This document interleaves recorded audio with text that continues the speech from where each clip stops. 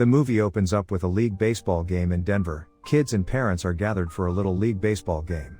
Finney Blake is pitching, with his sister Gwen cheering him on. Finney manages to throw 2 balls that get strikes, but on the third, another player, Bruce Yamada, hits the ball and scores a home run, letting his team win. Despite the loss, Bruce commends Finney for his arm. Bruce is later seen riding his bike around town, greeting some girls from school along the way. Then a black van pulls up in front of Bruce, and he stops in his tracks. Finney and Gwen live with their father, an abusive alcoholic still mourning the loss of his wife and the kid's mother after she committed suicide. As the siblings start walking to school, they see a crowd of kids gathered as the school bully Moose is antagonizing another kid named Robin Arellano. To everyone's surprise, Robin is skilled at fighting and dominates Moose, beating his face to a bloody pulp. Finney and Gwen keep walking, with Gwen mentioning a local kidnap known only as the Grabber, since they have learned that Bruce has gone missing. At school, Finney is bullied by 3 boys who follow him into the bathroom and call him names. Robin enters and threatens the bullies if they mess with Finney. Robin also encourages Finney to stand up for himself. Meanwhile, 2 detectives come to the school and speak to Gwen in the principal's office. Gwen claims she has dreams relating to the missing children taken by the Grabber, but she cannot explain the meaning behind these dreams. The next day, Finney wakes up to find his father beating Gwen because of the cops visiting his job and asking questions regarding Gwen's dreams and the correlation between that and Bruce's disappearance. Gwen breaks her dad's liquor bottle, and he beats her harder.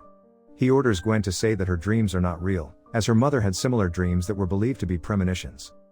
Later on, Robin is walking around the neighborhood. He then turns the corner and finds the Grabber waiting for him, holding black balloons, which were also reported as being seen when Bruce went missing. Parents around the neighborhood are informed about Robin's disappearance. The bullies at school then go after Finney and start to beat him, but Gwen defends him by whacking one bully over the head with a rock, causing him to bleed a lot. Gwen gets kicked in the face, and the other 2 bullies continue to beat Finney. Later during class, Finney is paired up with his crush Donna as his science partner. She offers sympathies for Finney getting beaten. Finney splits from Gwen as they walk home, and he encounters the Grabber's van. He poses as a regular man spilling his groceries, but once Finney spots the black balloons, the Grabber attacks Finney and sprays his mouth with a chemical to knock him out before he's thrown into the van. Gwen and other kids from school soon learn that Finney is missing. The Grabber brings Finney to his basement and keeps him prisoner. There is only one window but no way for anyone to hear him if he screams. The Grabber taunts Finney but assures him he's special. On the wall is a black phone that is disconnected, which the Grabber claims to have heard ringing before.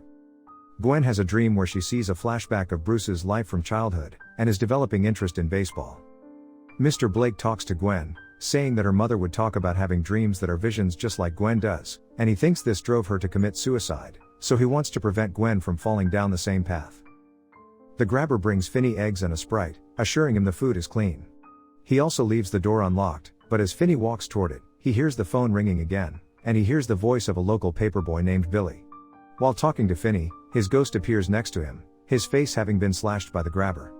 Billy tells Finney that the unlocked door is a trap, and the Grabber will be waiting upstairs for him with a knife. Billy mentions a cable he left in a crack under the wall. Finney grabs a rolled-up mat and slides the cable up to the window bars and attempts to climb his way out, but his weight causes the bars to get pulled off, leaving him with no way to get back up. Another flashback/dream shows Billy's life as a paperboy, delivering with his dog before the Grabber got him.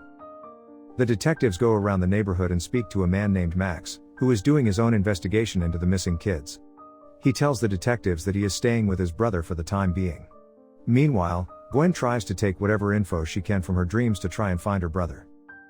The Grabber asks Finney his name, but when he lies about it, he throws Finney a newspaper showing the news of his disappearance. When he leaves, the phone rings again, and Finney speaks to a boy named Griffin.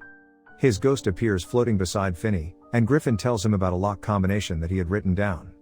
This is part of a game the Grabber likes to play with his victims called Naughty Boy.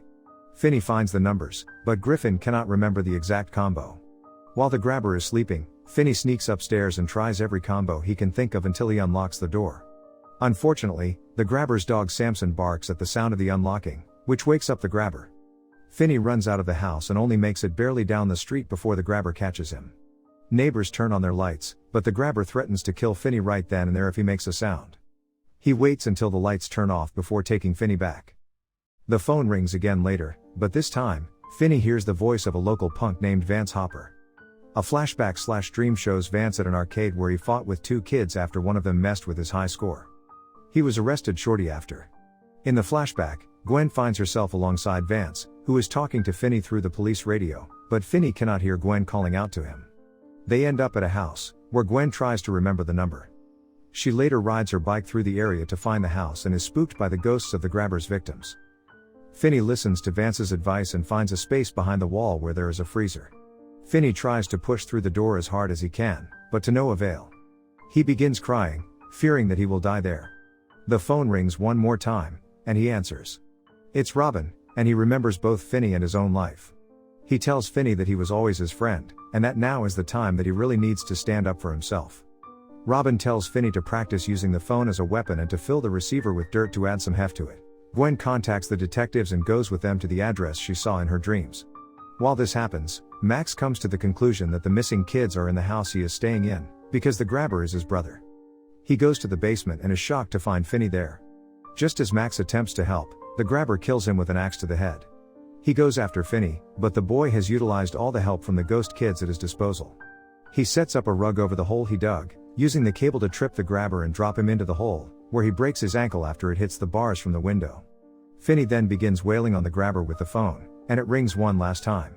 Finney forces the grabber to hear the voices of his victims taunting him over his demise, and Finney snaps his neck. He grabs a steak from the freezer and throws it to Samson to keep him distracted. The detectives search the house, but find it empty until one officer finds the basement.